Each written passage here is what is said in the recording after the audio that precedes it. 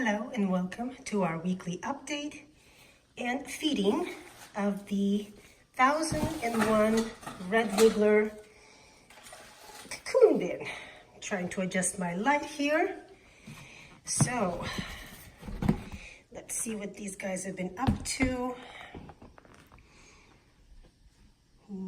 So no condensation on the lid, although I do see just a little bit here, but no crawlers, so all's well. Yeah, we've been having 2 days of rain, and I have been chasing my African night crawlers all over the basement. It's been a nightmare. I mean, originally when I got them, it was April, we didn't have rains, it was warm. So I guess I'm seeing what they're like in action when the barometric pressure changes. Oh my God.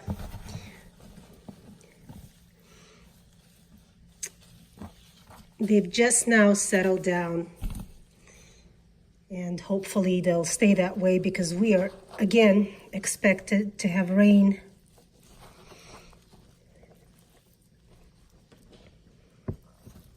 And I just don't know what I'm going to do with them.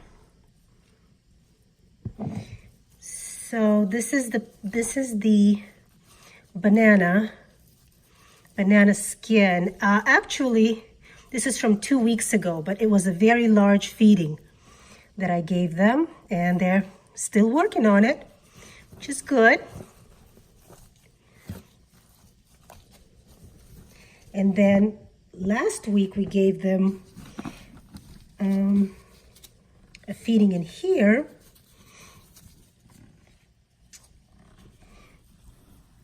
Let's see, we gave him a lot of moist bedding, I think, as well. Those little tail wag.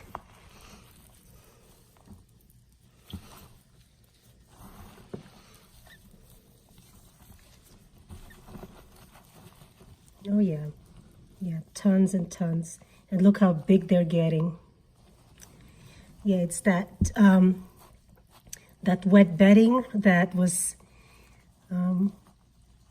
sitting on all those juices. I guess that's what it is. And so they're happily munching on it. Good. Good, good, good, good.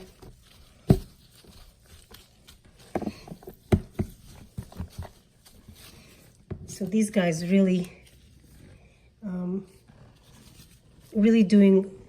doing well. They're actually spread out throughout the bin, everywhere, not just in the area with the food.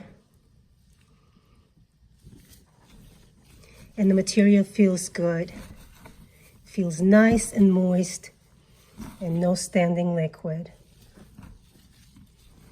Just the way I like it. So we'll feed them here. And this time, I think we'll give them some dry bedding instead of the wet one, even though I have that still. I think I'm going to keep it for another bin. They can get some of this dry bedding down. And of course, persimmons. Not going to keep it all, but yeah, these guys are doing really great as far as hatching. I think that all the cocoons that were meant to hatch already hatched, and I'm not really seeing any cocoons per se that didn't hatch. I'm just not seeing any cocoons at all. So I guess when we do see newer cocoons, it'll be from these worms beginning to reproduce and not from the older cocoons. So I think just like this is some wet bedding, moist bedding that's going on top. I think just like when worms die in a bin, they decompose so quickly that you don't even really see them. I think the same thing happens with cocoons that don't hatch. If they're not viable, they don't just stick around, they decompose into the compost. So I think that's what happens. Okay, so these guys are doing a fabulous job. They're growing. That's what I want them to do. And pretty soon, I'll be looking for clitellums, which is the sign of my worms maturing. And then we will be looking for cocoons. Thanks for joining me, and we'll see you next week.